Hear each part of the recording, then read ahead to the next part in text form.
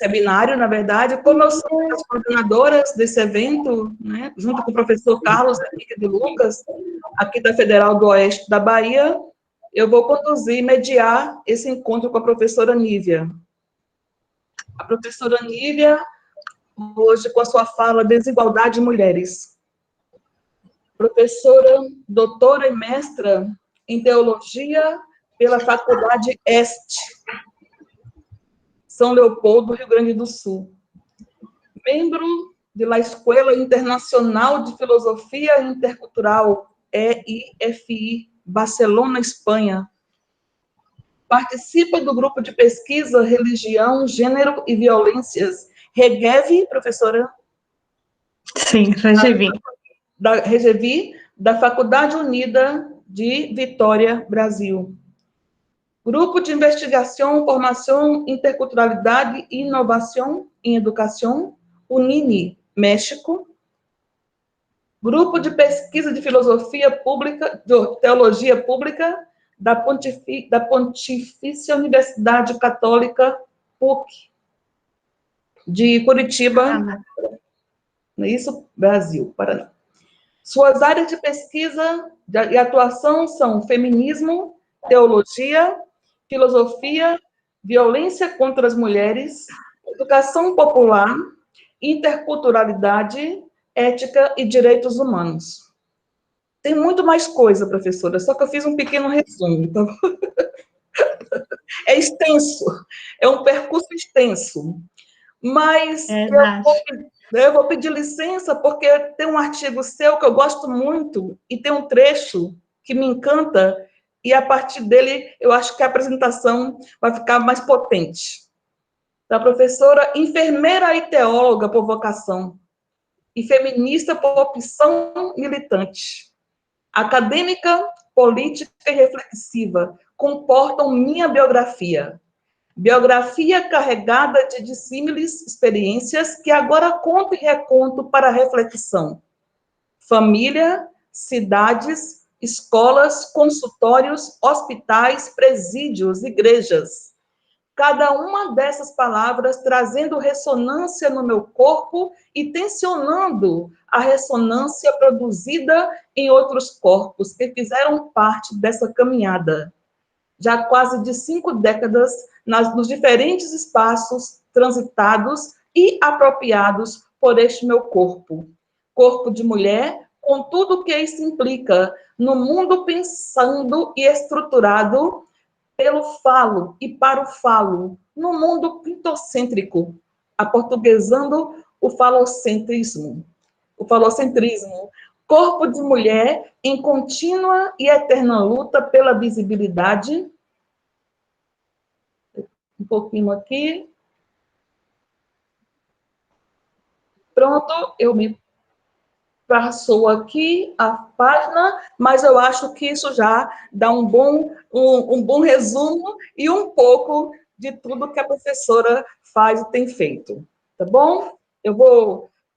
A página sumiu aqui pela tecnologia, mas eu acho que já dá. Acontece, Terezinha. Uma percepção do todo, não é isso? Então, professora, fique à vontade, seja muito bem-vinda a esse encontro nosso, e a fala é tua. Então, uma boa noite a todos e todas que estão participando.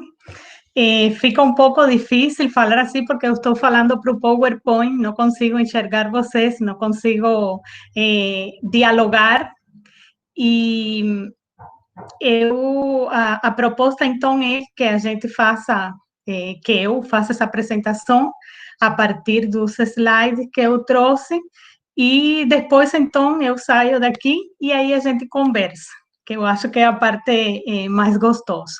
Porque o recorte que eu vou falar um pouquinho agora, bom, primeiro isso, a gente vai voltar depois a esse slide.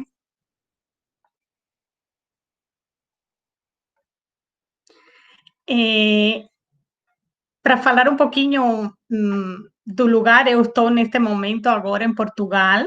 Para mim é de noite, passam já as 22 horas.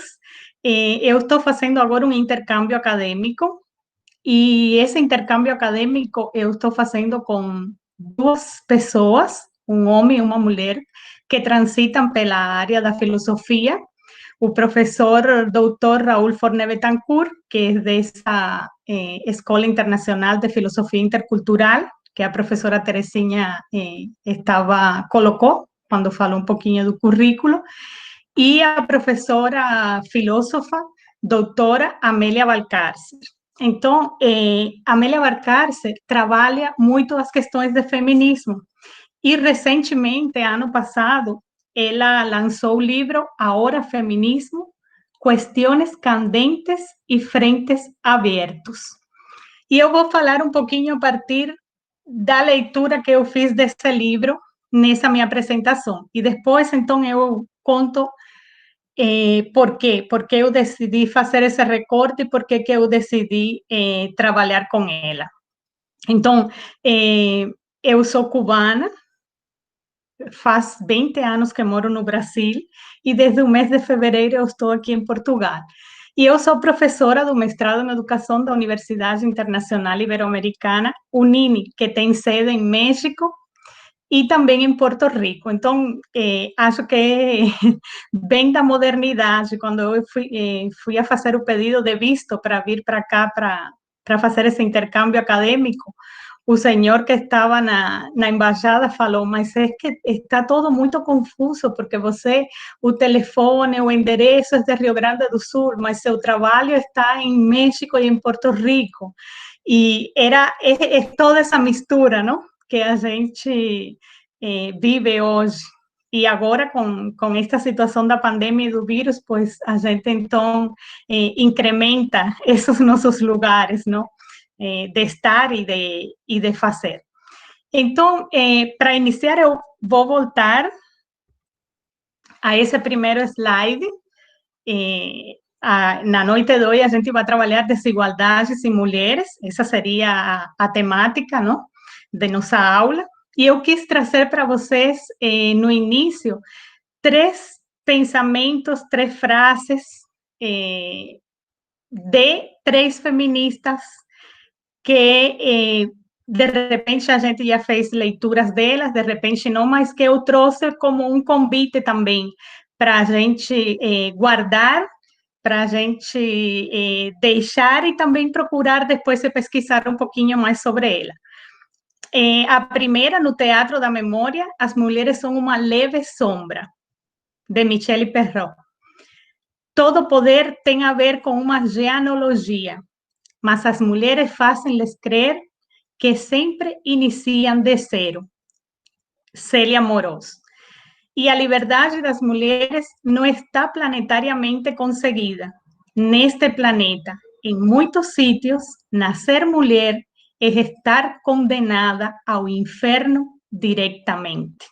Essa última frase, então, de Amélia Valcárcer, que é também a filósofa e a feminista do livro que eu falei para você anteriormente. Pois então, como que eu estou estruturando minha fala? Eu estruturo a fala a partir de 2 pontos. Eu nomeio contexto anterior e contexto presente. Essa forma de nomear em contexto anterior e contexto presente não é minha, parte também dessa estrutura que a própria Amélia trabalha no livro.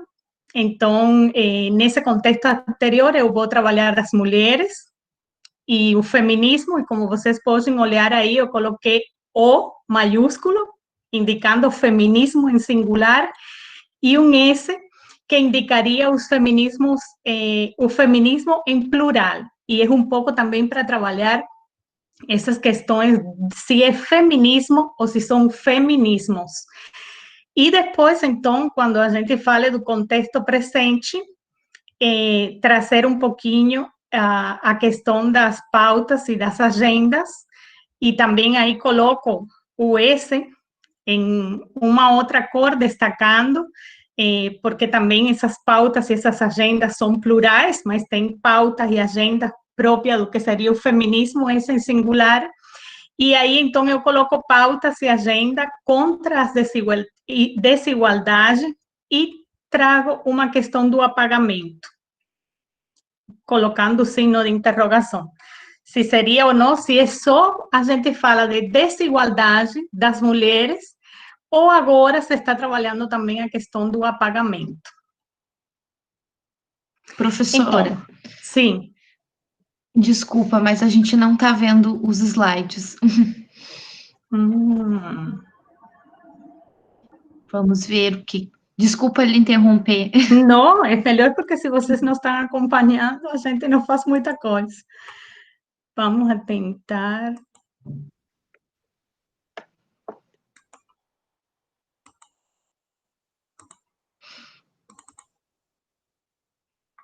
Apareceu agora para vocês? Ainda não. Não, professora.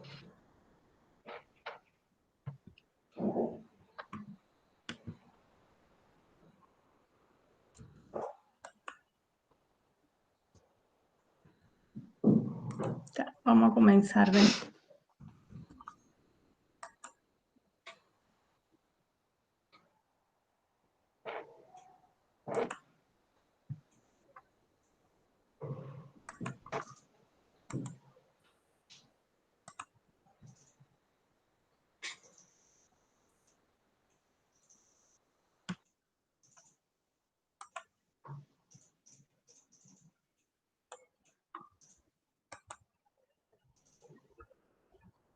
Agora vai dar. Apareceu? Sim, sim. Só precisa minimizar mesmo e colocar lá no PowerPoint. Mas a gente está vendo a sua tela. Agora sim, perfeito.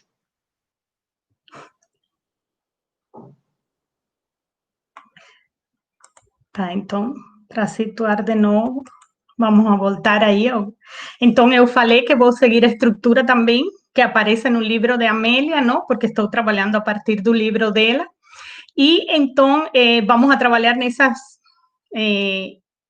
dois contextos, o que ela coloca como contexto anterior e o contexto presente. Nesse contexto anterior, então, vamos a trabalhar a questão das mulheres e o feminismo, que eu coloco esse O e o S em destaque, ou porque seria a questão do feminismo em singular ou os feminismos plurais, e também assim faço no contexto presente, quando se faz referência às pautas e às agendas. E aí, então, em relação às pautas e às agendas, trago a questão das desigualdades ou do apagamento, e depois vocês vão ver por que eu estou trazendo a questão do apagamento e a que faço referência com essa questão. Então, para falar do contexto anterior, eu também estou trazendo duas frases, uma é de Amélia e outra de Célia Amorós. Eu vou contar um pouquinho sobre Célia Amorós e Amélia Valcárcel. As duas são feministas, as duas são filósofas espanholas, e Amélia Valcárcel foi discípula. Célia agora já está em uma idade muito avançada e não está fazendo muitos trabalhos, faz algumas palestras, mas já não está mais vinculada a nenhuma universidade. E Célia criou uma escola feminista e Amélia foi sua discípula, participou dessa escola, que trabalhou as questões de feminismo durante 10 anos. Elas pesquisaram durante 10 anos o feminismo. E um pouco essa história do que aconteceu durante esses 10 anos de pesquisa também aparece no livro. Então, eu trago essa frase: para as mulheres não estavam concedidas as liberdades elementares e mínimas. Quais? Que não te casem contra a tua vontade, que não te toque menos de comer, que não te proíbam estudar, que não te batam, que não te estuprem, que não te assassinem por ser mulher, e outras. Por isso estão as reticências. Tem muitas outras que a gente poderia colocar aí. Mas então ela fala de liberdades elementares e mínimas em esse contexto anterior.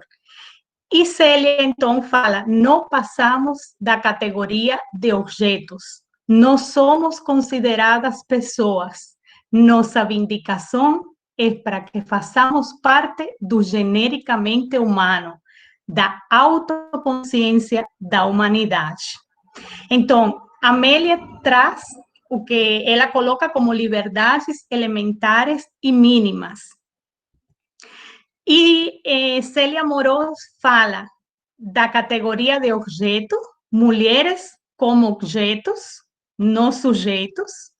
Nós somos consideradas pessoas e nossa vindicação é para que façamos parte do genericamente humano, que é a própria Célia Amorós quem coloca. O masculino pegou para si o genericamente humano.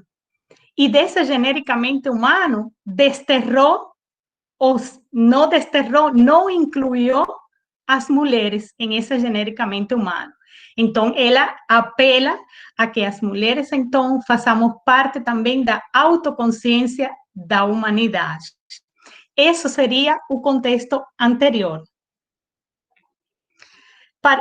Falando um pouquinho também com relação ao contexto anterior, eu trouxe escritos sobre mulheres e escritos das mulheres, que vão a marcar e vão a fazer patente essa questão da desigualdade.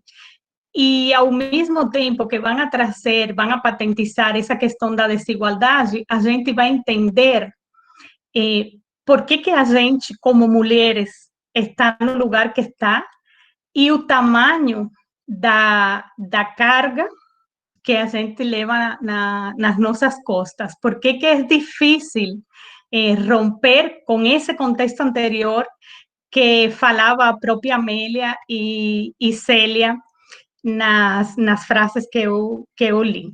Então, temos aí escritos sobre mulheres. Podia trazer muito, eu fiz um recorte só para polemizar também depois no nosso diálogo. Então, temos Aristóteles, que diz: a natureza só faz mulheres quando não pode fazer homens. A mulher é, portanto, um homem inferior. Schopenhauer: nunca passam da idade dos 17 anos. As mulheres nunca passam da idade dos 17 anos. Quando um homem for repreendido em público por uma mulher, cabe-lhe o direito de derrubá-la com um soco, de ferir-lhe um pontapé e quebrar-lhe o nariz. E isso faz parte do Tratado de Conduta Moral e Costumes, na França do século XIV. O pior adorno que uma mulher pode querer usar é ser sábia. Martim Lutero. Henrique VII: as crianças, os idiotas, os lunáticos e as mulheres não podem e não têm capacidade para efetuar negócios. Inferiores geneticamente estão para que a vida dos homens seja fácil e agradável. Esse foi Rousseau. E aí também eu passo para vocês uma observação no El Emílio, que é uma obra de Rousseau, e especificamente no capítulo Sofia, você vai encontrar muitas destas frases, mas que apontam a como que era o pensamento, como que foi o pensamento ao longo dos séculos, ao longo de toda a história com relação à mulher. Então, um pouquinho eu quis fazer esse recorte para trazer como que a mulher era enxergada, como que a mulher era pensada e como que a mulher era tratada, não só enxergada e pensada. Qual era o tratamento que foi dado à mulher pelos séculos dos séculos.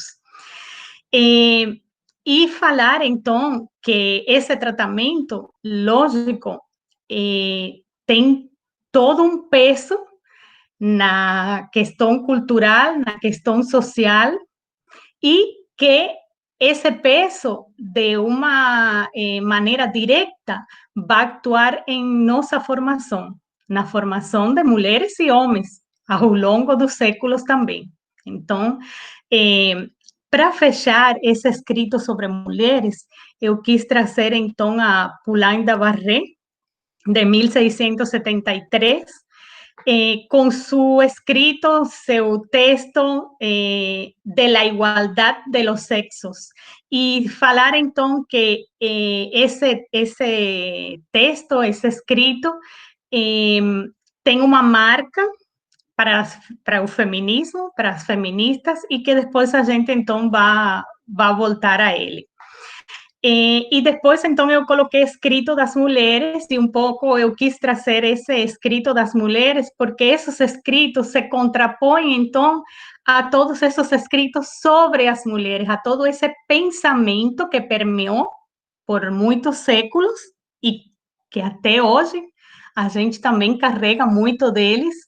E que, lógico, podia ter selecionado muitas outras mulheres, muitos outros livros, mas então eu fiz essa seleção para trazer para nosso diálogo. Então eu trouxe a Christine de Pizan, de 1405, com a Cidade das Damas. A Declaração dos Direitos da Mulher e das Cidadãs, de Olympe de Gouges, em 1791, a Vindicação dos Direitos da Mulher, de Mary Wollstonecraft, de 1792, O Segundo Sexo, de Simone de Beauvoir, em 1949, e La Mística de la Feminilidade, de Betty Friedan, em 1963. Então, esses escritos sobre mulheres é como as mulheres estão sendo enxergadas, tratadas, tomadas, que se a gente fala a partir do que foi lido e de outras tantas colocações que temos através da história, que faz? Vai reforçar essa mulher objeto, essa mulher que a essa mulher que lhe é negada toda a sua condição de sujeito, que a frase anterior da filósofa Célia Amorós trazia. Pelos séculos dos séculos, a mulher tem sido tratada, então, como objeto e não sujeito da história e da própria história. E esses escritos de mulheres, então, a partir de Christine de Pizan, de Olympe de Gouges, de Mary Wollstonecraft, de Simone de Beauvoir e de Betty Friedan, então, vão a contestar e a advogar por status e reconhecimento diferente das mulheres ao longo da história. Então, quando falamos dessa desigualdade das mulheres, é importante pensar em conceitos. E pensar em conceitos porque é bonito, porque de repente com conceitos a gente consiga entender melhor, sim, mas principalmente porque, como a própria Célia Amorós sempre fala, conceitualizar é politizar. Então, quando estamos falando de conceitos, quando trazemos conceitos para nossa reflexão, a gente está fazendo o quê? Estamos politizando. E aí, então, eu coloquei o conceito de feminismo, machismo e patriarcado. E eu trouxe esses três conceitos porque, de alguma maneira, eles, como é apresentado pela Amélia e pela Célia, a partir dessa experiência de escola feminista que eu contava para vocês, eles têm pontos que fazem entrecruzamento com muitas de como a gente em Brasil trabalha o conceito, mas também trazem algumas outras características novas ou diferentes. Então, feminismo seria a teoria crítica, ética e política da justiça igualitária. Teoria crítica, ética e política. Ética, que parte de quê? Do valor que homens e mulheres deveriam ter social, culturalmente. Então, teoria crítica, ética, que vem desse valor, que devia ser um valor igual para homens e para mulheres, e política da justiça igualitária, um movimento social internacionalista, es muy importante esa palabra, movimiento social internacionalista. E elas colocam, então, o feminismo como filho ou filha não querida da ilustração. Para situar um pouquinho o feminismo, a partida, não, qual que seria o lugar de partida do feminismo? A experiência das mulheres. Essa experiência das mulheres toma como base os cotidianos, os diferentes cotidianos. O feminismo trabalha com uma hermenêutica da suspeita. Célia Amorós, quando fala dessa hermenêutica da suspeita, ela coloca como ciclos. Ciclo do olfato e ciclo da fome. Então, o ciclo da fome, que é essa necessidade de conhecimento, de estudar, de saber, de conhecer, e o olfato, que seria essa questão da suspeita, que é o que essa suspeita que a gente, como mulher, como feminista, sempre deve ter em nossa caminhada, já seja acadêmica ou do próprio movimento social, essa suspeita que a gente enxerga o que está acontecendo e coloca esse ponto de interrogação. Será? Por quê? E como, então, que se dá o processo metodológico no feminismo? Se dá a partir de um processo de desconstrução e de reconstrução, de desconstrução dessa imagem ou dessa mulher objeto, desconstrução dessa mulher objeto, e a reconstrução a partir de uma outra base, de uma outra interpretação, e principalmente de entregar, não só entregar, sino também de resgatar essa subjetividade das mulheres. Então, isso com relação ao feminismo. O machismo seria o machismo é a conduta por meio da qual se afirma que o homem é superior à mulher por natureza. Então, o machismo é conduta por meio da qual, então, se afirma essa superioridade do homem com relação à mulher pela própria natureza. E o patriarcado? O patriarcado, então, seria o sistema de dominação que vai dar legitimidade a essa conduta machista. Sistema de dominação que legitima a conduta machista. A superioridade dos homens em todo. E essa superioridade dos homens em todos os âmbitos da vida, essa seria a ideologia do patriarcado. Então, o machismo como conduta, pela que se vai afirmar essa superioridade, essa desigualdade, para tomar o conceito que a gente está trabalhando na nossa aula e no curso, não? E esse machismo, não? Essa conduta estaria pautando o que seria o sistema de dominação que conhecemos como patriarcado, que fala, então, também dessa superioridade dos homens com relação às mulheres.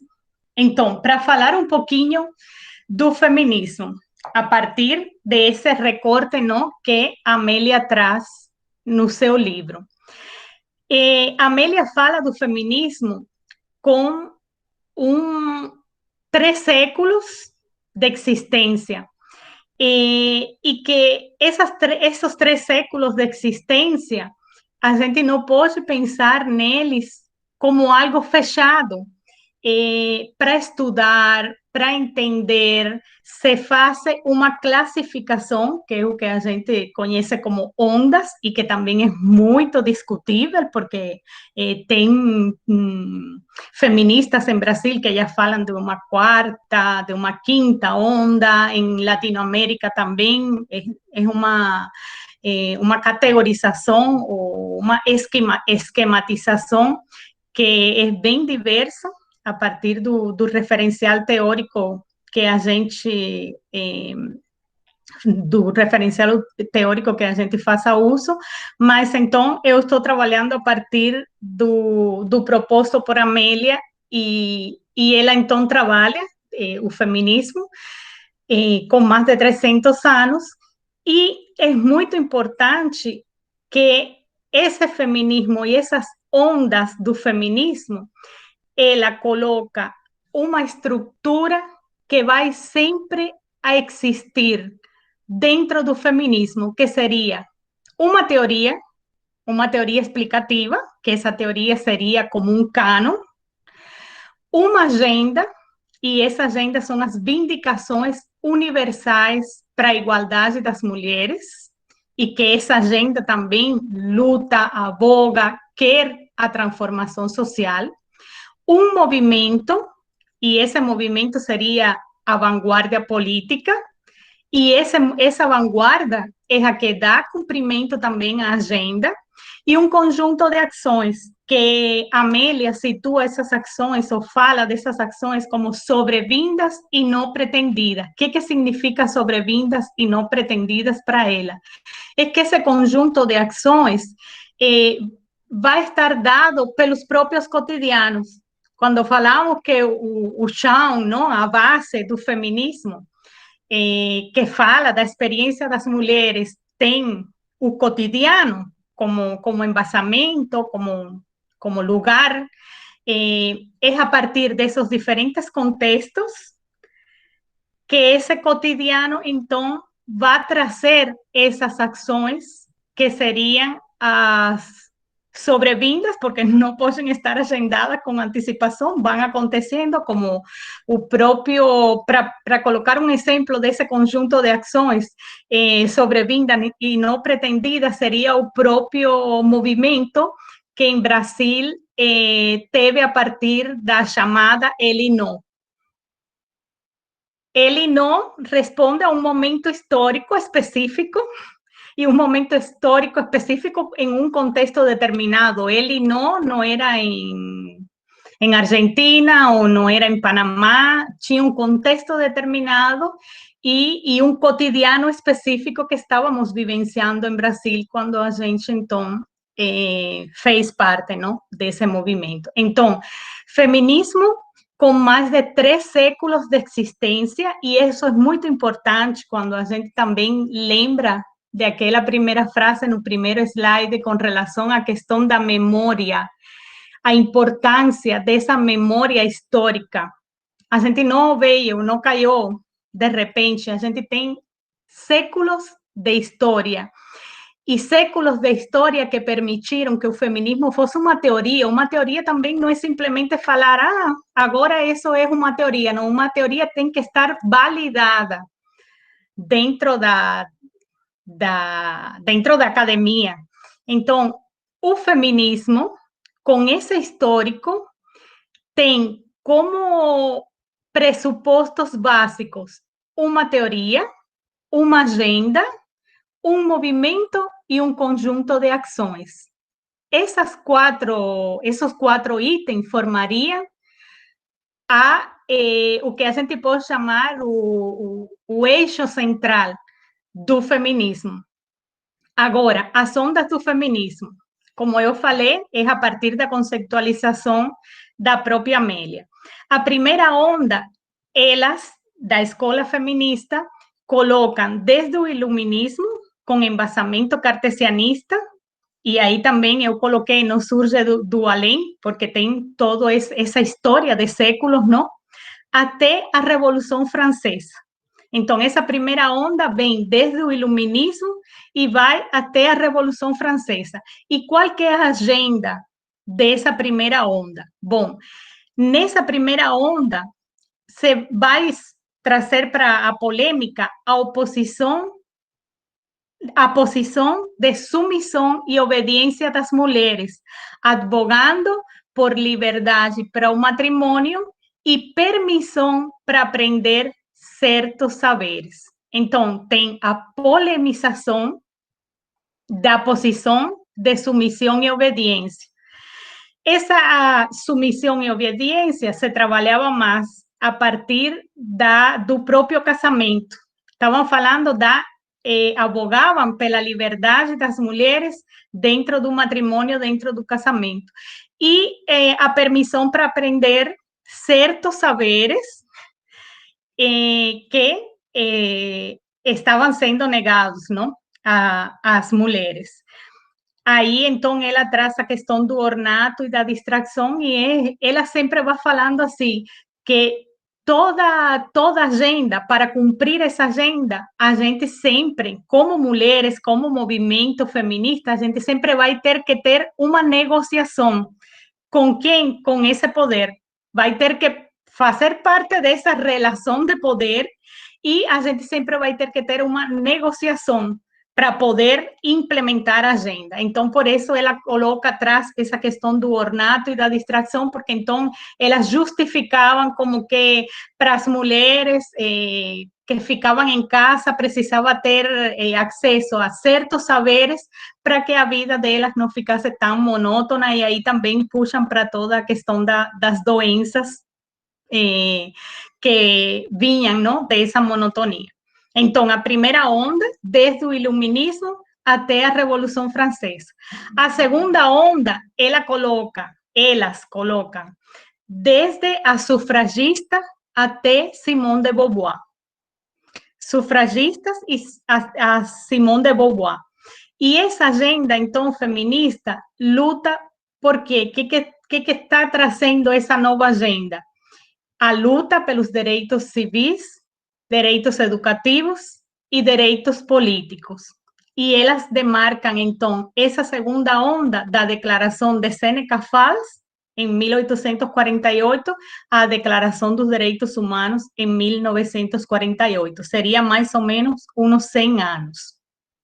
E, por último, a terceira onda, que é do feminismo dos anos 70, e aí, então, inicia com essa obra que eu falei para vocês no slide anterior, da norte-americana Betty Friedan, e com seu livro Mística da Feminidade, de 1963.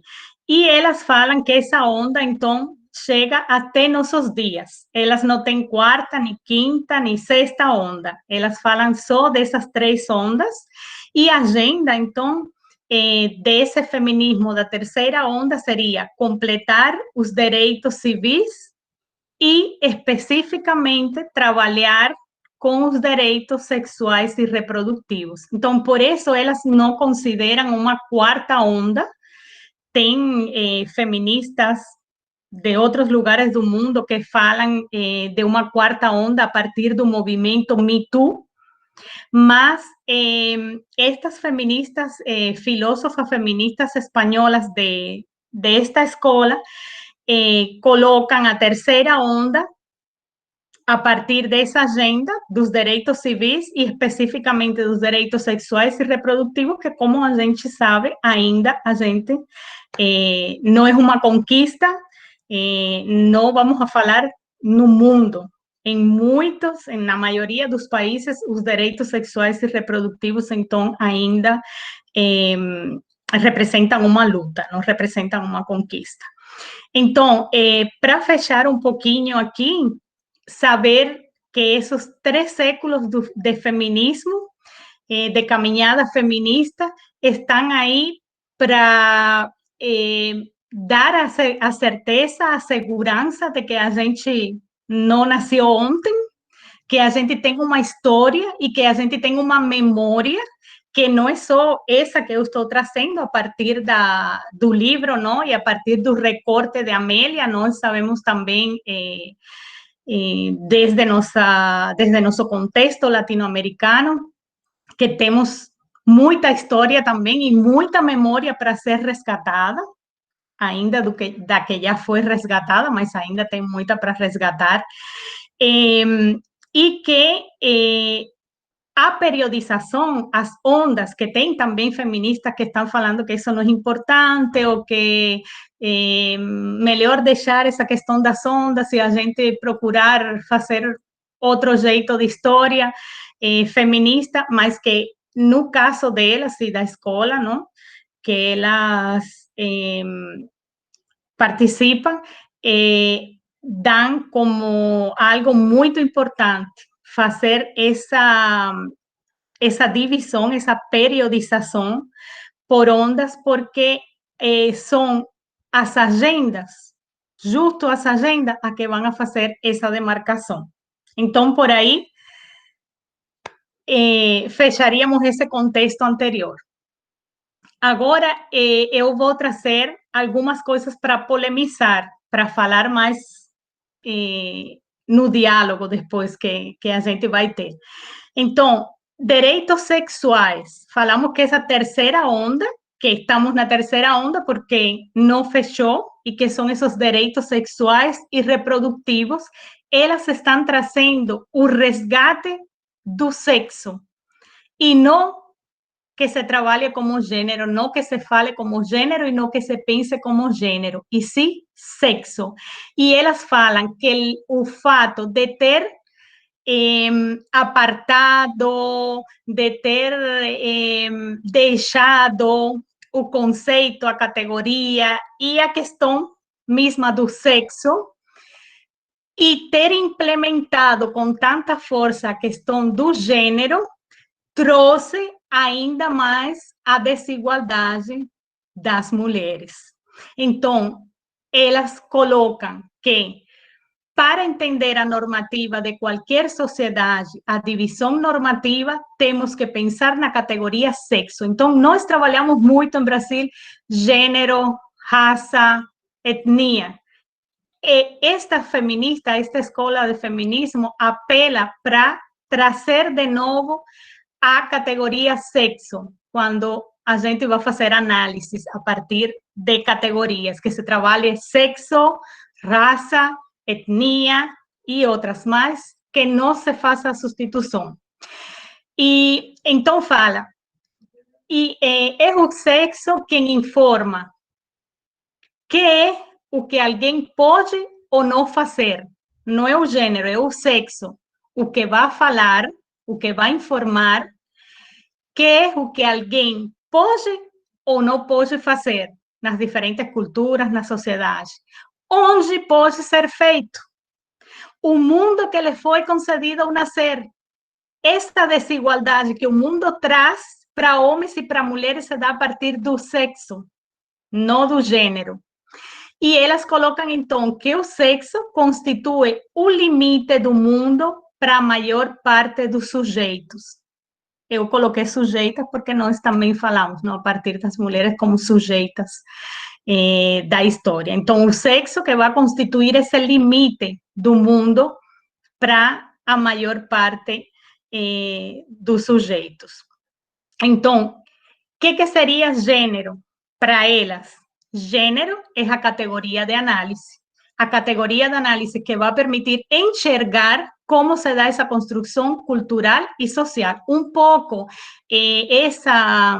essa ideia, essa perspectiva é a que trabalha também a antropóloga feminista Marcela Lagarde, mexicana, que de repente vocês escutaram falar que ela fala dos óculos roxos, não? Colocar os óculos de gênero, mas qual que seria a distinção aí?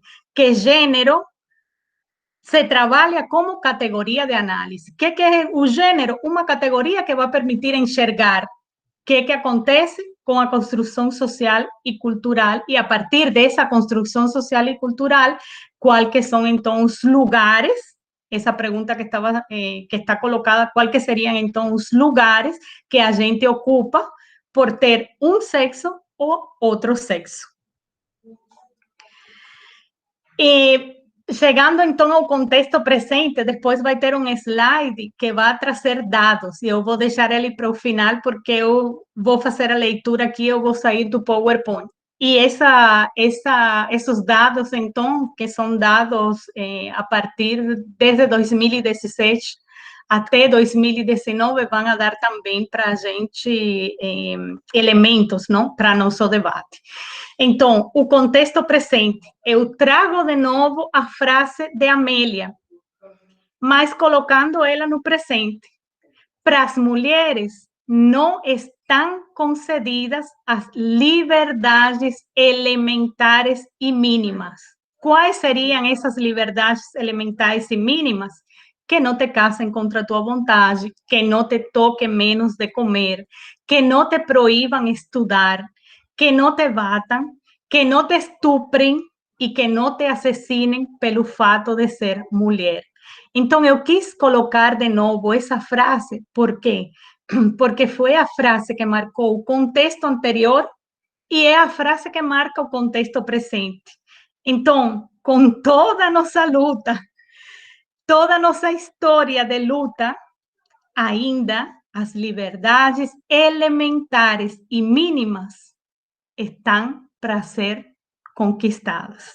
Isso fala muito de nós como mulheres, de nossa luta como mulheres, e especialmente da questão da desigualdade.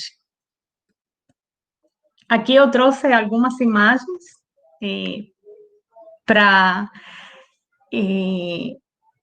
olhar esse contexto presente. Então, essa primeira imagem aqui, que traz a mulher nos diferentes afazeres domésticos, que, bom, aí tem todo que a gente também trabalha e conhece como a dupla ou a tripla jornada, depende daquela mulher que a gente está falando.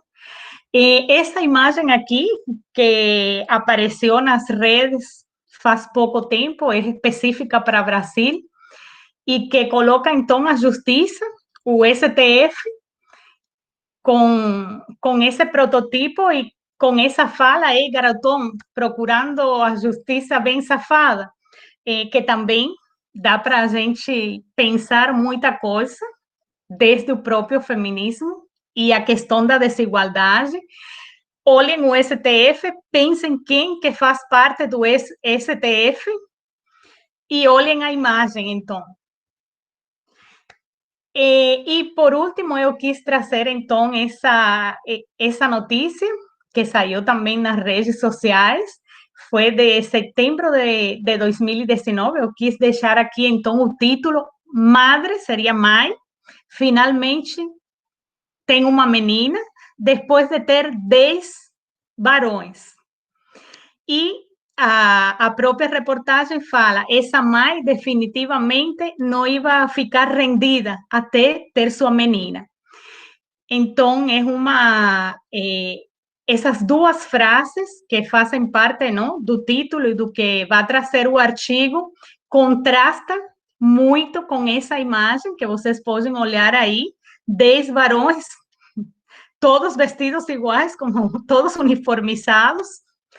A mãe, então, é colocada no centro, em pé, com a criança, não? No centro, que seria a menina, e que também dá para a gente pensar e falar muito na questão das mulheres e da própria desigualdade. Então, essas três imagens eu trouxe para a gente também, a partir do que foi colocado até agora, pensar na hora do diálogo. Esses dados que eu falei que eu vou fazer a leitura no final do contexto presente. E agora eu vou falar rapidamente da questão do apagamento das mulheres. Então, tem uma hashtag que é contra o apagamento das mulheres, em espanhol, então é isso que vocês veem aí na imagem, contra o borrado de las mujeres. E por que este movimento, por que essa chamada e por que essa luta do borrado, do apagamento das mulheres? Bom, com relação a que isso está sendo trabalhado, isso está sendo trazido. Temos mulheres, feminismo e sexo, que, como expliquei, a partir destas filósofas feministas, não podem ser substituídos pelo gênero. Estas feministas colocam a teoria queer como o cavalo de Troia no feminismo. Então, mulheres, feminismo e gênero, que não podem ser substituídos pela categoria gênero, e estão polemizando tudo que a gente foi fazendo durante muito tempo. Eu também fiz a partir da reflexão, não? Teórica. e trazem esse questionamento da teoria queer e colocam a teoria queer, apresentam a teoria queer como cavalo de Troia no feminismo. Então, elas falam, a teoria queer se diz que é feminista, a teoria queer se considera como uma teoria que faz parte do feminismo, que seria o feminismo mais moderno, não? A partir da proposta que a própria teoria traz. Então, estas feministas espanholas, filósofas, falam que quem não compartilha da teoria e da agenda, lembrem que a teoria era o cânon e a agenda são as vindicações, não pode falar que é feminista. Então, se não compartilha teoria e agenda, você não pode falar que é feminista. E elas trazem o alerta com a adjudicação dos termos e dos espaços. Então, alertam para esse momento que a gente está vivendo, e esse alerta, trabalham a partir da própria teoria queer, com a adjudicação dos espaços,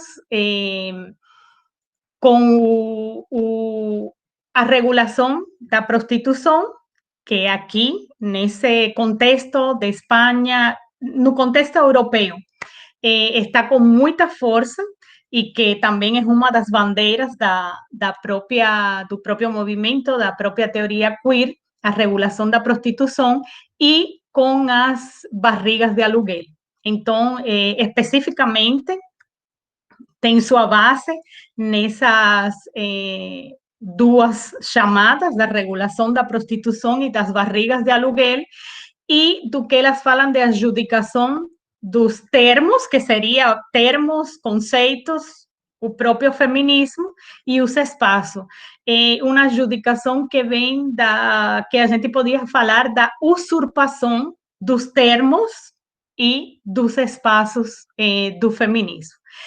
E isso também, lógico, traz a questão das desigualdades das mulheres, mas vai além. Por isso também no início eu colocava desigualdade e colocava apagado, porque já não é só colocar as mulheres em desigualdade com relação aos varões, com relação aos homens. Não é uma questão de desigualdade. O que elas estão alertando e trazendo é que neste momento, a partir do que coloca a teoria queer, as mulheres estão sendo apagadas da história. Então, são questões que eu quis trazer para nosso debate, para polemizar. Nós temos um outro contexto, uma outra caminhada, mas é interessante, importante também ver como se está construindo e como se está pensando desde outros contextos, não? E outros cotidianos.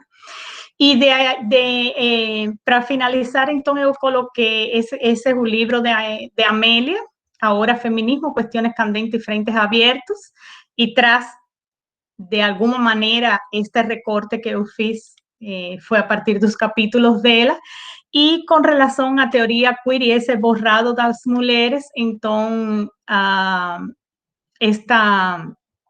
esta provocação que fala não sos vos, não? Com relação à teoria queer, é tu marco teórico, é como falar, bom, não é que não seja importante, em nenhum momento elas não colocam como que não seja importante, o que elas estão querendo colocar é a questão de que não é feminismo.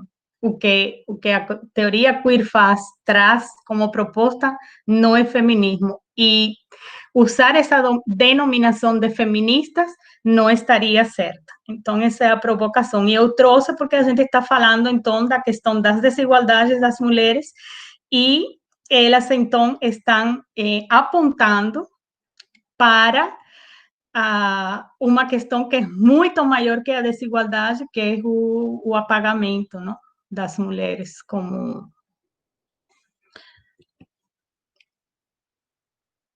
E agora, então, eu queria fazer a leitura desses outros dados com relação às desigualdades das mulheres, e o recorte foi esse, 2017 e 2019.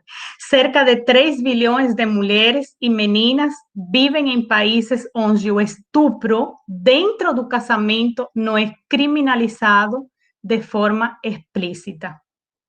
Em cada 5 países, depois eu posso passar esse material para vocês, e aí estão também as fontes onde eu tomei esses dados. Então, em cada 5 países, existe onde as meninas não têm os mesmos direitos de herança que os meninos.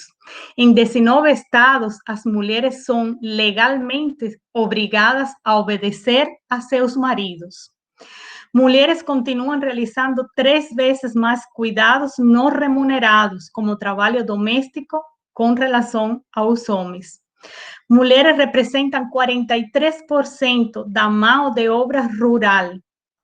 Em países em desenvolvimento, na África, Ásia e no Pacífico, mulheres trabalham por semana em torno de 12 a 13 horas a mais que os homens. Mulheres chegam a gastar 90% de sua renda com a família, enquanto os homens, o gasto fica em torno de 30% a 40%. As agricultoras têm menos chances de possuir ou administrar uma propriedade ou de arrendar um pedaço de terra.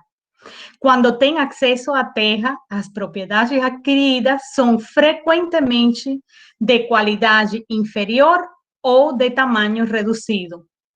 Mulheres representam 2/3 dos 750 milhões de adultos sem habilidades básicas de leitura e escrita. No mundo, existem mais meninas do que meninos fora da escola. Cerca de 16 milhões de garotas passarão a vida inteira sem pisar numa sala de aula. Em média, mulheres ganham 23% a menos do que os homens.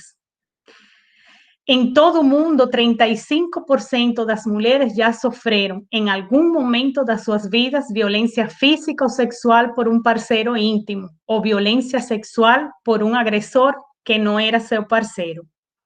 Em países em desenvolvimento, pode chegar a níveis alarmantes as proporções de mulheres casadas que não participam das decisões sobre como a renda de seu próprio trabalho vai ser ou é utilizada. A população mundial em idade economicamente ativa está dividida igualmente entre homens e mulheres. Contudo, para cada 3 homens em postos assalariados, há apenas 2 mulheres na mesma situação. Para cada 4 homens donos de negócios, há apenas uma mulher na mesma posição.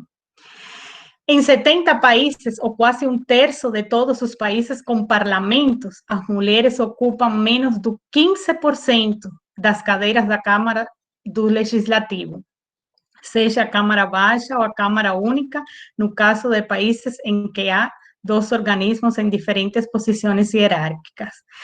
Uma em cada 5 meninas e mulheres com idade de 15 a 29 anos já foram casadas ou estiveram em uma união e relataram ter sido submetidas a violência física ou sexual por um parceiro íntimo ao longo dos últimos 12 meses. A estimativa é de pesquisas realizadas em 2005, de 2005 a 2016, e tendo como base 87 países. E, por último, então, um total de 50.000 mulheres são assassinadas todo ano por companheiros atuais ou passados. 50.000 mulheres, devido a sua condição de mulher. O lar se mostra como o lugar mais perigoso para as mulheres. Fonte da ONU. Então, da minha parte, seriam essas colocações. E agora abro para a gente dialogar a partir dessas ou de outras que vocês também queiram trazer. Muito obrigada pela paciência. Foi difícil falar só para o computador, mas São as tecnologias e os novos tempos. Obrigada. Muito obrigada, professora Nívia. Muito obrigada. Fala potente, fala provocadora. Eu fico com a impressão que o século XIV não passou. Eu fico angustiada, porque, como mulher negra, nós temos outras pautas que estão ainda, né, um pouco abaixo dessas, porque as nossas discriminações são outras intersecções, outras lutas, e, ao final, a percepção é essa, que falta muita coisa ainda. Mas muito obrigada. Pessoal, o espaço está aberto. Eu queria, assim, eu fico com curiosidade, querendo saber quais são as pesquisas de vocês, estudantes aí da pós, e se alguma pesquisa tem a ver, ou se a fala da professora tem a ver com alguma das pesquisas, se querem falar, se querem colocar alguma observação, se querem fazer provocações para entrar em argumentação com a professora. Eu não sei, eu não conheço a turma, professora, porque nós somos aqui do Oeste e estamos aqui em parceria só. Mas eu ficaria muito feliz se vocês pudessem complementar esse momento aqui tão interessante, tão rico. Muito obrigada, professora, mais uma vez.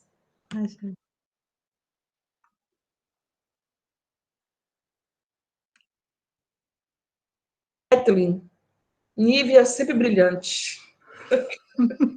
Obrigada. Companheira de caminhada e de luta, aí, acadêmica e militante.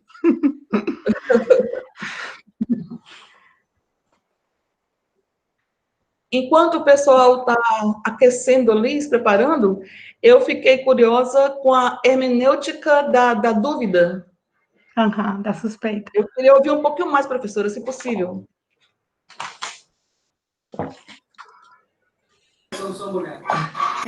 Eu posso fazer um comentário? Sim, desculpa. Não, é que eu não vou conseguir ligar o vídeo, porque justamente pela jornada integral, né, trabalho feminino, ser mãe, estou aqui com a... Oi? Eu percebi ontem e fiquei pensando... Desculpa, eu vou te enviar depois um poema do amiga, que é assim, é isso aí, viu? Que você está passando. Depois eu te mostro o poema. Sim, tá bem, obrigada. Daí eu vou falar mais rápido, assim. Eu fiquei pensando nessa crítica sobre a teoria queer, né? Justamente porque também sou crítica, assim, do queer em vários sentidos, mas me preocupou a relação disso com a pauta sobre a prostituição, né? Porque eu parto mais de feminismos decoloniais e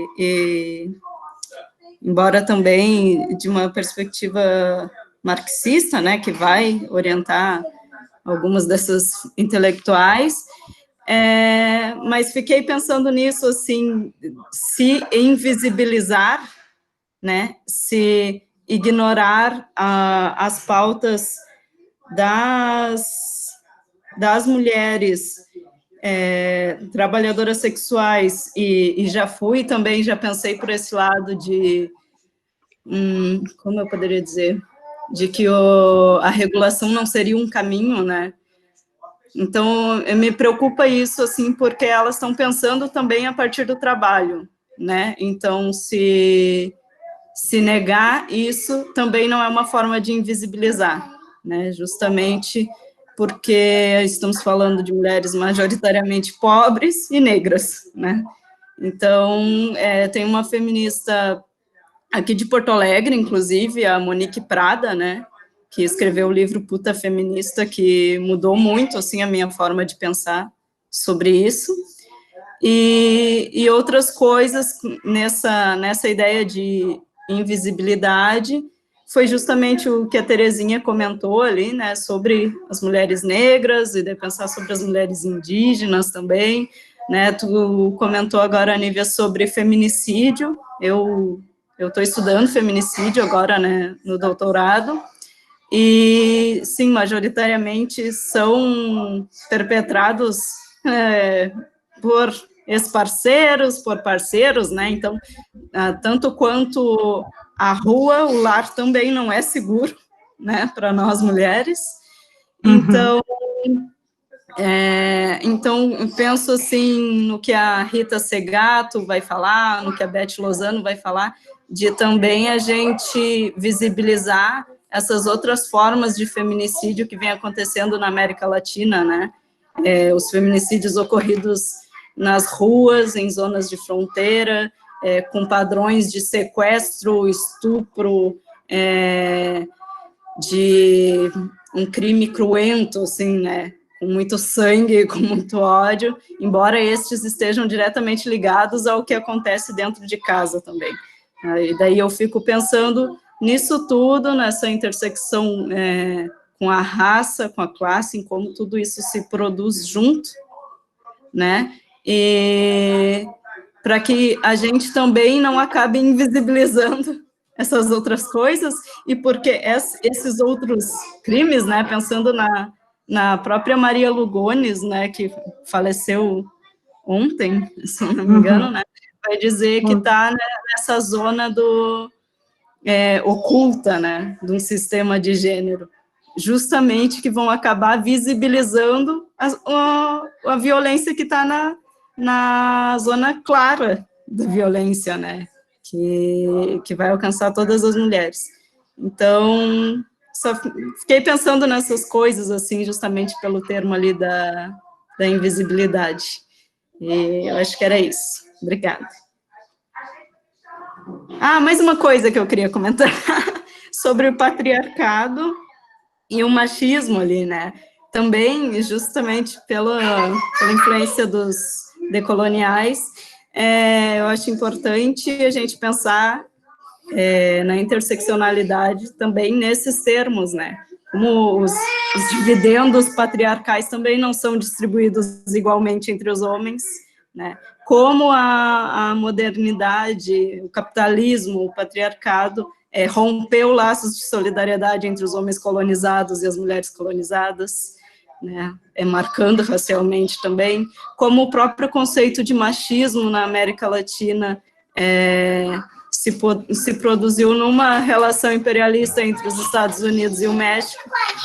Eu penso que é importante a gente visibilizar essas coisas também, para pensar, para a gente não cair nesse perigo de visibilizar outros de invisibilizar esses outros, né, sujeitos, continuar invisibilizando os outros sujeitos e acabar produzindo, de repente, um feminismo colonial também, né?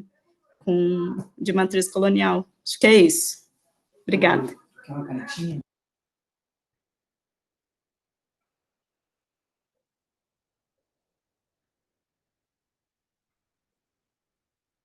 Alguma outra, ou falo e depois, então, a gente abre de novo. Mais perguntas, pessoal?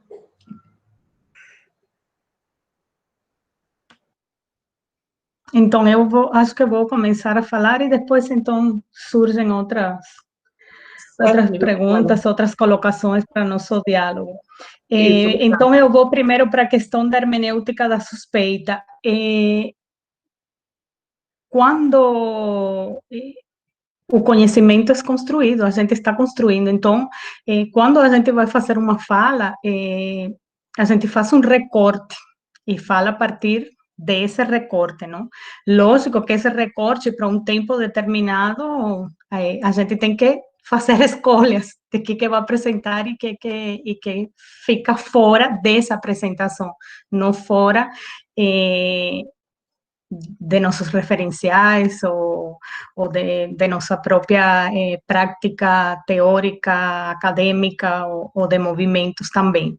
Então, quando eu, por primeira vez, estudei e conheci sobre feminismo, foi na Escola de Teologia em São Leopoldo, com uma professora, que era professora de teologia feminista, Wanda Deifel, E ela, então, trazia essa questão da hermenêutica da suspeita, que a gente, desde a teologia, trabalha muito a partir da Bíblia, não? E da suspeita, desse patriarcado forte nos textos bíblicos e na leitura que a gente faz dos textos bíblicos.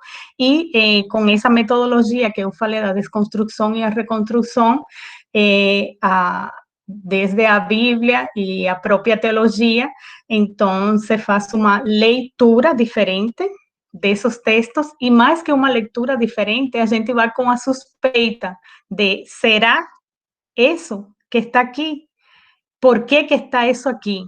E esse porquê tem como embasamento um contexto específico a partir do relato histórico, não, que estava sendo colocado nos textos. E essa hermenêutica da suspeita, então, é desde, como a gente fala, desde a filosofia, essa pergunta que sempre tem que estar com a gente, que nós também no senso comum falamos, a criança de 2 anos sempre pergunta por quê, porque essa hermenêutica da suspeita vai sempre acompanhada desse questionamento, dessa pergunta. Toda vez que a gente vai a pensar, vai avaliar uma situação determinada, e especificamente hoje nós estamos trabalhando a questão das desigualdades em mulheres, então toda situação de desigualdade a gente tem que colocar esse signo de interrogação e colocar por quê? Por quê? Por que a desigualdade? De onde essa desigualdade vem? Quem que produz a desigualdade? Para entender de que maneira a gente pode, então, desconstruir e construir de uma maneira diferente. E essa, então, hermenêutica da suspeita, que assim foi como eu conheci, como eu falei na apresentação, tem paralelo com o que Célia Amorós traz quando fala dos ciclos da fome e do ciclo do olfato, que ela fala, esse cheirar, alguma coisa aqui não me está cheirando bem. O que tem detrás disso que estão me apresentando? E vai nesse mesmo sentido, então, que estava colocando, é desconfiar de aquilo que te estão trazendo, de aquilo que, historicamente, olha, eu fui trabalhando a partir desse contexto anterior e o contexto presente. Se a gente faz uma comparação com o que era falado, não por qualquer pessoa, eu trouxe filósofos, trouxe homens que marcaram uma época, marcaram séculos, mas são filósofos, pensadores, escritores que marcaram séculos e que esses séculos e essas marcas que eles deixaram com relação a como pensavam e como situavam a mulher, chega até nossos dias. Tanto que quando a gente faz a leitura dos dados de 2017 a 2019, o que varia com relação ao que temos como dados desses séculos 15, 16, o próprio século 14 e 15, com a Cidade das Damas, que quando a gente faz uma leitura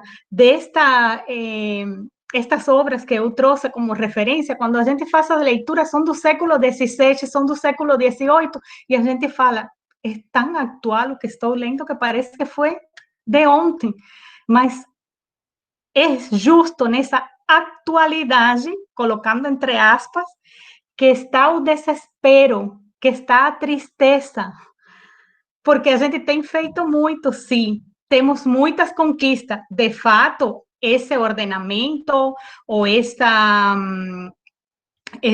esquema das ondas é justo para perceber o que a gente alcançou.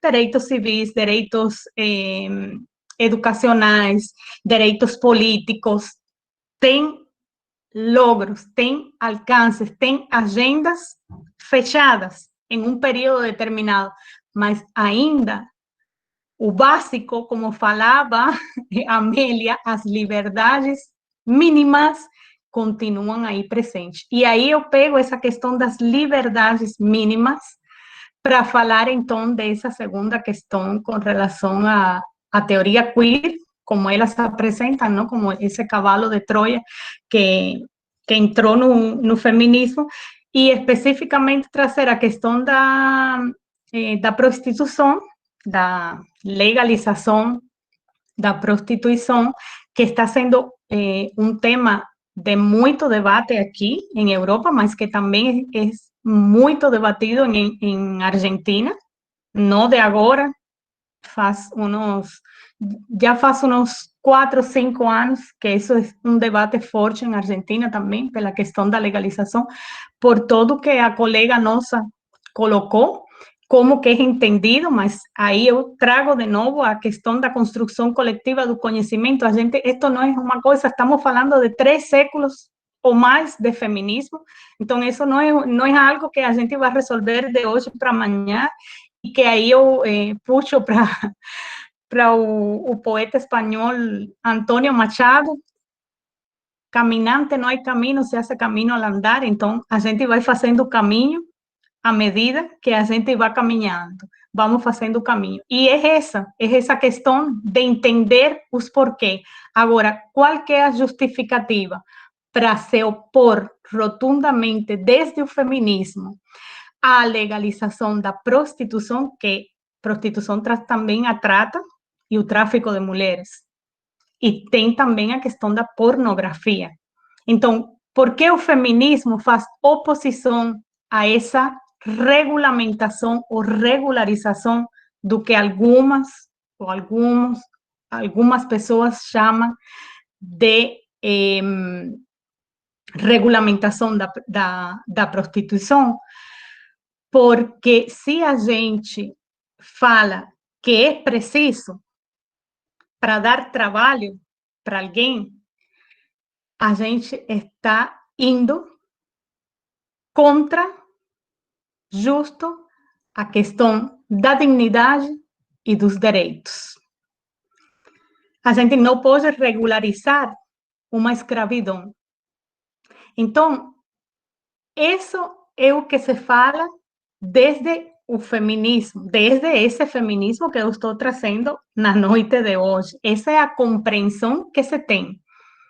Não se pode legalizar uma escravidão e não se pode legalizar porque atenta, vai contra os direitos da pessoa como ser humano e contra a dignidade dessa pessoa. Então, esse é o pressuposto, essa é a questão para a regularização da prostituição, mas também com relação à regulamentação das barrigas de aluguel. Não sei se vocês tiveram acesso, circulou também na rede, que agora, neste tempo de pandemia, isso também é assustador, em um desses centros que trabalha com a venda de crianças, que especificamente estavam falando de Ucrânia, e aparecia uma foto com diversos bercinhos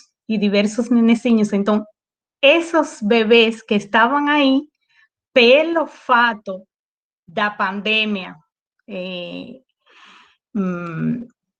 não permitir os voos, fechar as fronteiras nos diferentes países, que aconteceu?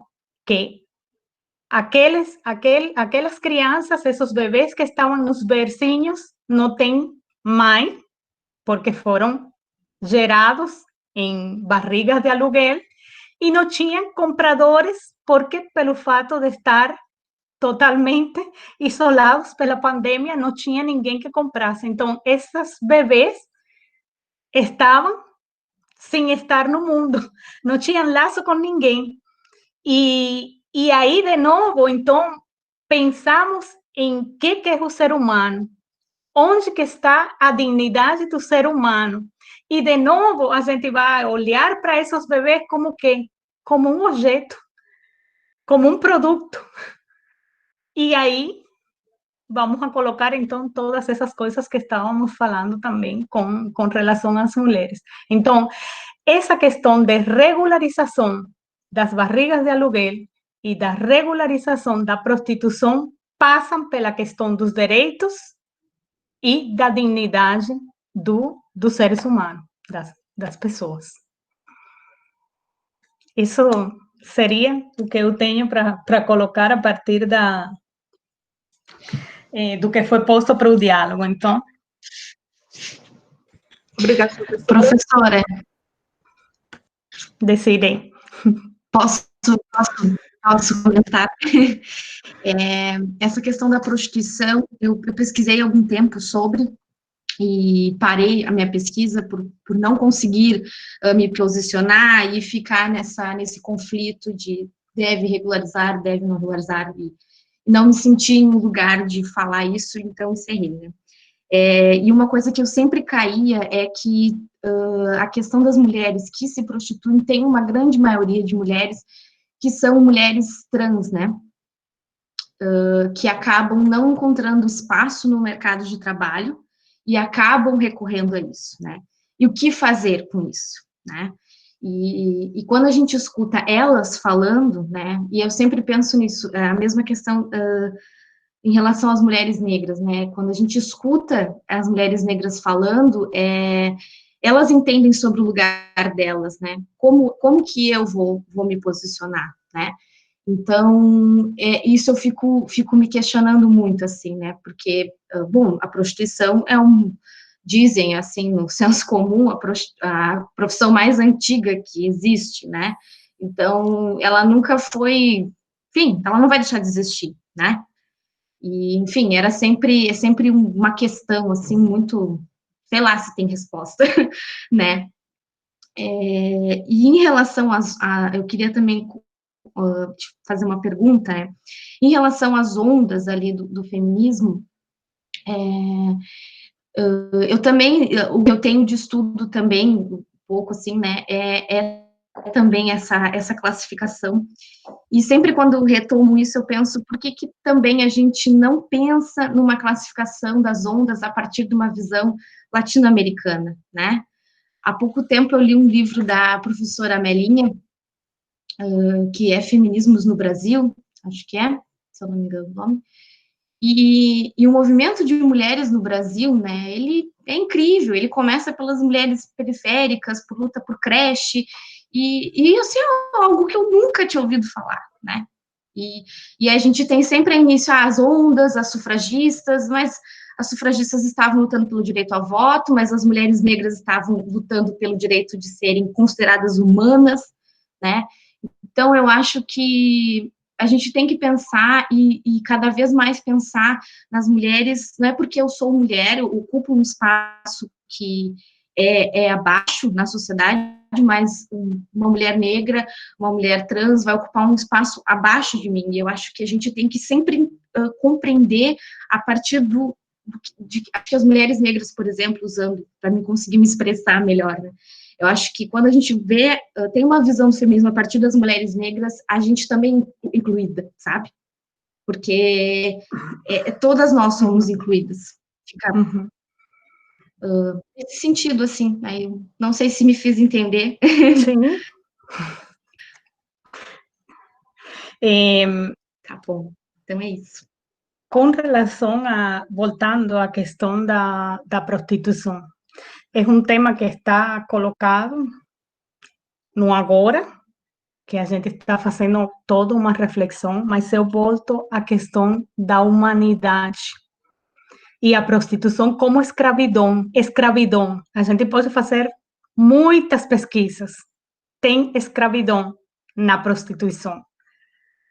A prostituição não deixa que a gente enxergue a pessoa como ser humano. A mulher volta a ser objeto. É uma profissão que coloca a mulher como objeto.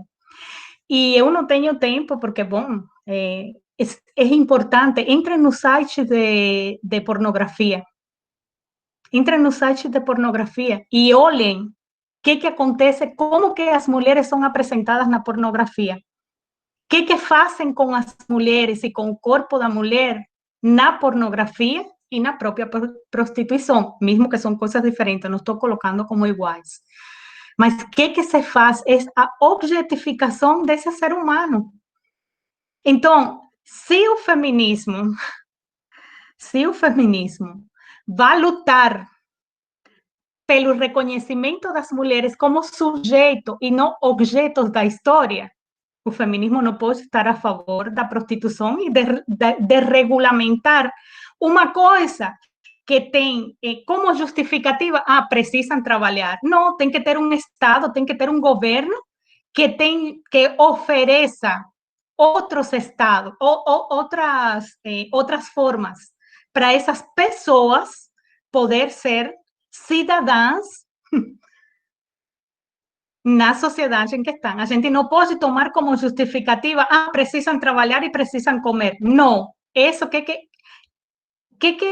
acontece quando elas têm que fazer esse tipo de trabalho? É um Estado falido, um governo que não faz o que tem que fazer pelos cidadãos e as cidadãs. Então, não pode ter essa justificativa.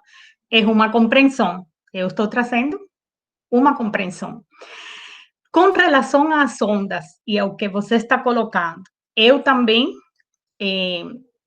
faço minha pesquisa e trabalho a partir de todo do próprio feminismo, nosso feminismo latino-americano, e todo esse histórico que você está trazendo. Agora, é muito importante a colocação que estas feministas fazem justo. Vamos colocar agora a questão da suspeita.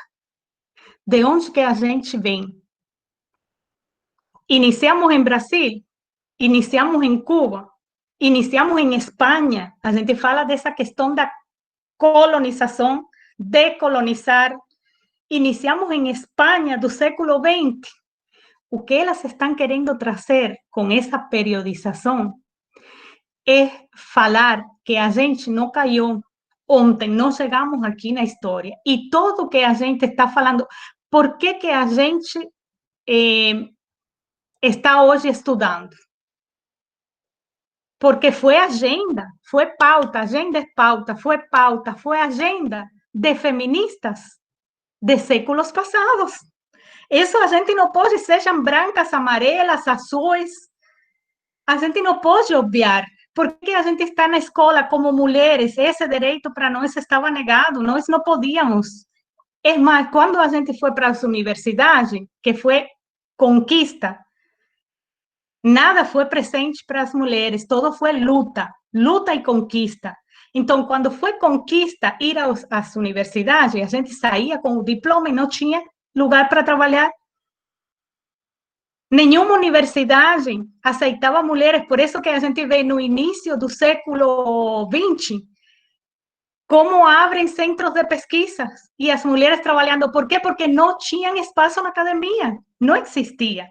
Então, sim, a gente tem que fazer como a questão da história e da memória, para nós como feministas, é muito forte. A gente tem que trabalhar muito com história e memória. E aí está a questão dos contextos. E é esse dos feminismos, com as diferentes características. É bom fazer o resgate de aquilo que a gente não tem como história, porque isso faz parte de nós como movimento e como mulheres. Mas a gente não pode criar que o que elas estão trazendo e colocando como suspeita, que essa aversão, por falar de alguma maneira, que a gente tem das outras, daquela que me é diferente, não estou falando dos outros, estou falando de mulheres, essa versão que eu faço às outras tem detrás um embasamento também de exploração ou com as próprias características do neoliberalismo. Divide e vencerás. Então, elas fazem essa alerta. Não porque especificamente, por exemplo, Brasil bebe muito das tradições americanas. Quando a gente fala de decolonizar, a gente pensa em Europa, do eurocentrismo, mas a gente bebe muito das tradições americanas. E por isso, muitas feministas em Brasil trabalham a primeira onda a partir das sufragistas. Só que se a gente trabalha a partir das sufragistas, todo esse século anterior da Declaração de Seneca Falls, a Declaração dos Direitos Humanos, fica onde? E aí a gente é resultado de quê? desse iluminismo. Não temos, se não fôssemos resultado do iluminismo, mesmo que hoje toda essa questão da religiosidade está com uma imposição feroz, mas temos o iluminismo, e querramos ou não, a gente é resultado desse. Nós somos o que somos hoje por esse iluminismo. E aí tem um histórico feminista que seria tonto de nossa parte, como mulheres, não reconhecer, entende? Como, imagina, em 1405, uma Cristina de Pizan que escreve A Cidade das Damas fazendo uma denúncia a como que... Então, por quê? Porque Cristina de Pizan era francesa, italiana, não vou usar porque ela não me diz nada. Não, está fazendo a denúncia de uma desigualdade que é histórica, de séculos e séculos que marcam a gente. Então, recuperar nossa história a partir do contexto, recuperar nossa memória, sim, é super válido, mas não vamos a tirar os eslabões da corrente. Não vamos a tirar porque a gente é uma corrente mesmo. E estamos na mesma M. Pelos séculos dos séculos. Até hoje continuamos na mesma M. Então, não seria para nós estratégico dividir. Que temos características, como falamos, se parte a partir da experiência, e essa experiência é concreta, uma experiência concreta de mulheres em contextos concretos, mas a gente tem um histórico também comum, e vem dessas mulheres. E de muitas outras que temos que resgatar, que era o que você também estava falando. Sim. Muitas outras. Com certeza, com certeza. Eu também penso que entender também essas mulheres enquanto mulheres de seu tempo, né? E que as coisas são devagar, né? Com certeza. Mas eu fico sempre pensando, assim, né? Essas coisas, e por isso quis partilhar. Os comentários aqui no chat, a Kathleen coloca alguns livros aqui, a Rayane colocou sobre comentar um pouco mais sobre a hermenêutica da dúvida, já comentou, e a Jerusa, eu acho, a prostituição, ela sempre é vista, ou quase sempre, de uma forma marginalizada, mas recentemente li algo que me tocou muito, não lembro o autor, mas é assim: todos nós prostituímos, a única diferença é que vendemos partes diferentes do nosso corpo. Isso me marcou, partindo principalmente do ponto feminino, que além de precisar disputar de forma injusta o mercado de trabalho, num sistema capitalista, ainda é objetificada nesses ambientes. E é isso, por enquanto é isso. É essa questão de objetificar, mas a gente se prostitui de muitas maneiras, a gente pode falar isso, se prostitui desde que tu entras a trabalhar em uma academia que não tem espaço, nem reconhece tu produção como acadêmica mulher, e você está aí, porque precisa ganhar um dinheiro. Agora, falar dessa prostituição e comparar essa prostituição com a prostituição que a gente está falando, não tem, porque é uma questão de dignidade, é colocar esse corpo no... Eu acho que aí não tem nem limite de humanidade, entende? Pensem que é.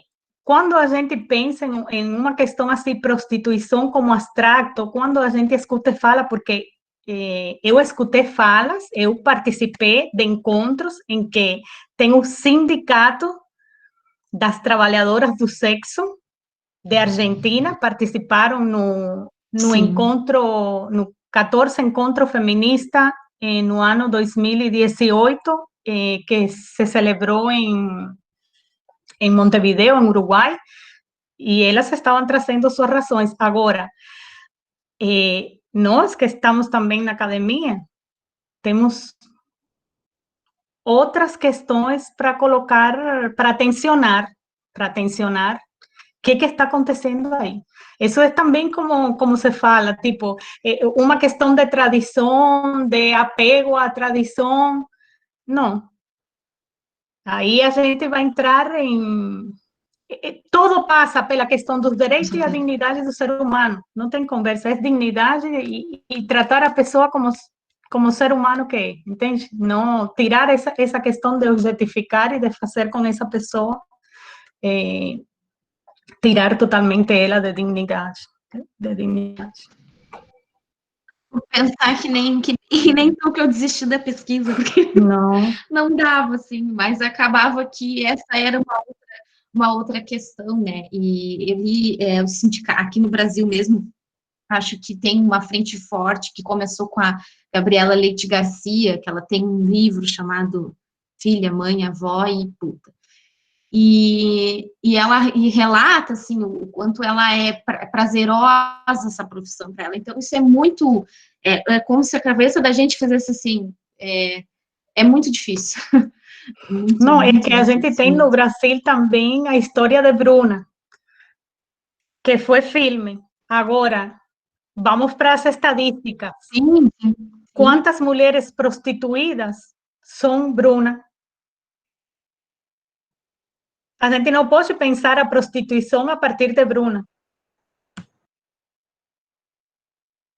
Se eu vou pensar a prostituição, eu penso a partir das mulheres com quem também nós, através do SECA, trabalhamos, que estão nas ruas, em São Leopoldo. Eu não vou pensar a prostituição a partir de Bruna. Não posso. Estadisticamente é totalmente... E aí volto para a questão da pessoa com dignidade. Dignidade. Senão não vale a pena viver. Professora, eu ouço e leio os noticiários quando falam da violência íntima e aquela violência acontece enquanto notícia, depois tudo se acalma. Contabiliza aquela violência, mostra o gráfico, mas aí na UFOB, uma pesquisa de iniciação científica me chamou a atenção, porque as pesquisadoras estavam indo além. Elas estavam indo além em relação a esses corpos que são espancados, muitas vezes espancamento grave, quebra um braço, quebra uma perna, fora que danifica o rosto, os dentes são perdidos. Essas mulheres não conseguem voltar ao mercado de trabalho porque não podem acionar uma cirurgia reparadora com urgência. O processo de reabilitação é vagaroso, então elas perdem o emprego, porque o corpo agora é inutilizado por conta da violência íntima. E eu fico... porque quando a notícia vem, ela é colocada ali, se coloca, depois você ouve, vem outra, e vem outra, e vem... Mas ninguém pensa nesses corpos. Vão para um arquivo da memória, talvez, apaga-se. São borrados. Mas aí você volta para as desigualdades sociais, você volta para a questão desse corpo, e esse corpo tem um psicológico. E esse psicológico não vai para o divã. Não tem divã para esses corpos. Então, é angustiante ver como que esse círculo funciona e como que essa circularidade vai cooptar esses corpos que a Desirê está colocando aí, que a Kathleen falou, esses corpos negros. A questão também que eu penso muito, que está no livro da Patrícia Hill Collins, quando ela fala das questões de mulheres feministas, mas que às vezes estão palestrando, e elas chegam em casa e tem uma mágica que acontece, que a roupa está lavada, os pratos estão limpos, a cozinha está toda arrumada. E há uma mágica para essas mulheres que estão, às vezes, no poder da academia, né? Da academia, mas em casa a situação é outra. Aquilo que nós sabemos, né? Esse neoliberalismo faz isso, nos coloca em situação de conflito, nos coloca em encruzilhadas, Nos coloca em estado de vigilância, né? Em estado de você vigiar, vigiar sua fala, muitas vezes, vigiar comportamentos. Eu penso na pandemia, penso na mulher negra que perdeu seu filho porque estava olhando o cachorro da patroa e o corpo objeto do filho se espatifou como uma coisa que cai e ela estava fazendo a unha. E ela tinha ainda uma questão da senzala, que tinha a mãe e a avó da criança eram serviçais da casa pagas pelo Estado. Pelo Estado. A prefeitura que pagava aquela escravidão, que ela continua, que ela perpetua a Casa Grande, muda só de... fica verticalizada em alguns momentos. Aquela semana foi difícil, porque ver aquela criança ali espatifada, ver o Floyd, sabe, aquele joelho naquele rapaz lá, foi uma semana que continua sendo muito forte para nosso psicológico, porque as hashtags que vão para a rua, no outro dia elas se apagam. E a vida continua para a gente, né? A vida continua para a gente com prenúncios de não mudanças, com prenúncios de acirramentos, de apagamentos mesmo, físicos, extermínio. Esse webinário me coloca aqui numa posição muito assim de sofrimento, muitas vezes. Porque se você fala muito sobre isso, vira mimimi, lá vem o discurso, lá vem a velha história do vitimismo. Dentro da academia você ouve isso. Eu sou professora de um centro de agrárias, que é um lugar também muito difícil para você pensar em libertação, porque a questão agrícola é muito cara para nossos corpos. E eu estou lá, dando aula ali, naquele centro, talvez como um lugar de pensar melhor ou fazer com que os alunos pensem sobre isso, mas há um percurso que é interessante. Eles pensam um pouco no começo do semestre, dois semestres, mas ao final, como é um lugar, o oeste, o latifúndio é muito forte, ao final esses corpos já estão pensando diferente. Então, assim, eu acho que quem está aqui ouvindo essas falas tem muito material para pensar, tem como que eu vou dizer, muita reflexão a fazer em relação às suas pesquisas, em relação às pesquisas, no que elas podem mudar, ou o que elas podem provocar nesse sistema. Eu acho que, não sei, eu penso por aí, porque são falas muito interessantes que se entrecruzam. Se entrecruzam mostrando, olha, aqui tem um ponto, é a questão da hermenêutica, né? Por que é assim? Por que é assim? Então, a sua fala me deixa, assim, eu fico com angústia, mas também a provocação de continuar falando o que eu falo, fazendo o que eu faço, e o meu corpo por si está num lugar de transgressão, né? Eu sou o corpo da transgressão no espaço acadêmico, que é o meu não lugar. Ele é o não lugar para esse corpo. Então, eu sou transgressão. Está aqui também, aqui mediando, é o não lugar.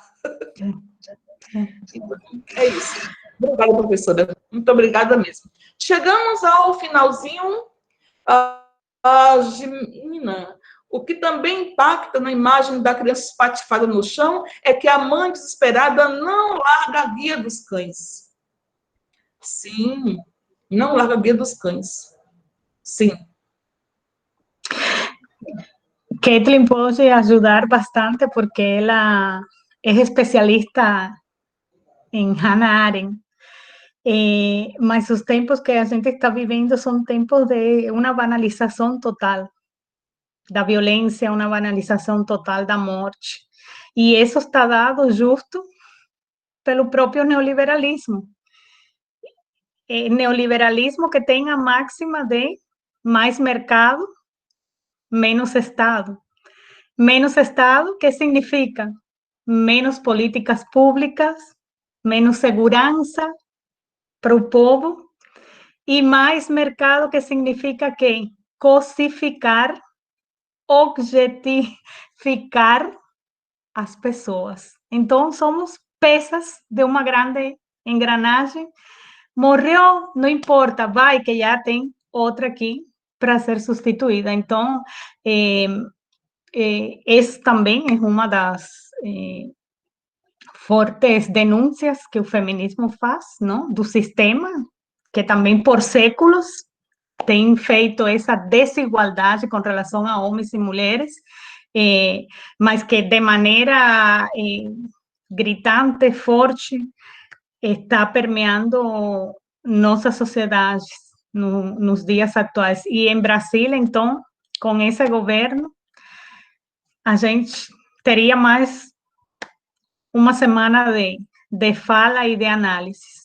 Mas desde o feminismo também, então, eu chamo para essa necessidade de estar junta, de que a gente possa ter essas lutas a partir de nossa experiência e de nossos cotidianos, mas que a gente saiba que essas múltiples, essas lutas em plural, fazem parte de uma luta que junta a gente desde o feminismo, que é uma luta histórica, e que o que a gente tem hoje, se não tem muita coisa, o fato de poder suspeitar e fazer análise, a gente deve a essas outras gerações de mulheres conhecidas e não conhecidas, que a gente não tem ainda, mas precisa escrever sobre, que fizeram parte dessa periodização anterior e que por elas a gente está aqui. Pode estar aqui debatendo, pode estar como professora, pode estar fazendo muitas coisas.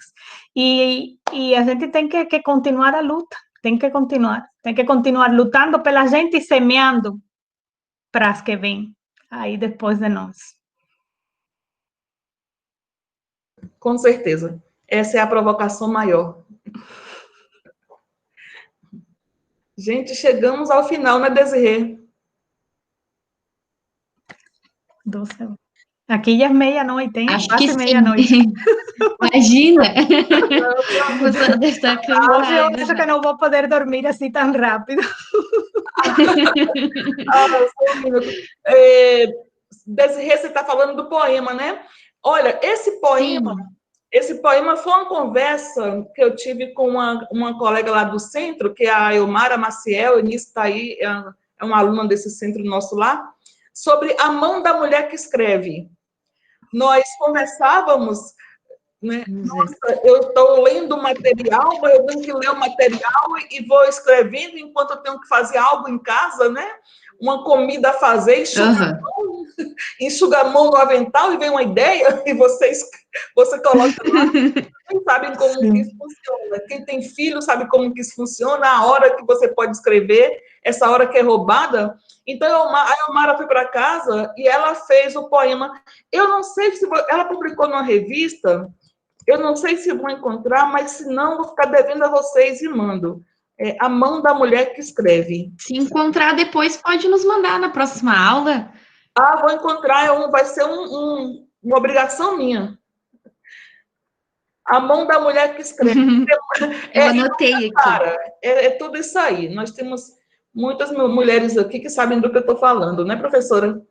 A Aline Rocha, são processos combinados de racialização, colonização, exploração capitalista e heterossexualismo, como expõe Lugones, lembrada pela Kathleen. Sim, ela discute a decolonização e vai questionar o lugar do feminismo na proposta decolonial. Muito bem, Aline, nossa aluna lá, professora do mestrado, nós somos lá do mestrado em Ciências Humanas e Sociais, e a Aline está aqui como uma de nossas alunas, não é isso? Inice, hoje foi um aprendizado enriquecedor, outra aluna do nosso centro lá de agrárias, lá em Barra, sertão semiárido aqui da Bahia, professora. E é isso, né, gente? Terminamos, né, Desirê? Foi um prazer estar com a professora, conhecê-la. Gente, o Murilo. A desigualdade histórica é mais agressiva com as mulheres não brancas, pretas e indígenas, já que a luta pelo direito ao trabalho é para as mulheres brancas, pois as negras sempre estiveram nos subempregos escravizadas. Em qualquer pesquisa no Google, mulher ou mulher linda, violentada, prostituta ou doutora, aparece as brancas. Agora, mulher doméstica ou subemprego são imagens negras, ou seja, as mulheres negras são inexistentes, invisibilizadas na sociedade. Isso, Murilo. Murilo, muito, muito, muito legal, muito bem. Estamos na luta, Murilo, aí, para mudar isso aí. Uma luta secular. Com certeza. É isso. Gente, ó. É isso, então. É 20 horas. Pontualidade, professora. Vamos. Olha, eu ficaria mais aqui. E vocês? Eu também. Abraço, relação, Léo, Lívia. Abraços também para vocês. É para Salvador, pessoal. Obrigada, professora. Uma boa noite. Tchauzinho. E a gente está aí. Uma boa noite. Construindo conhecimento conjunto. E até a próxima. Seguimos na luta. Obrigada. Muito obrigada. Com certeza.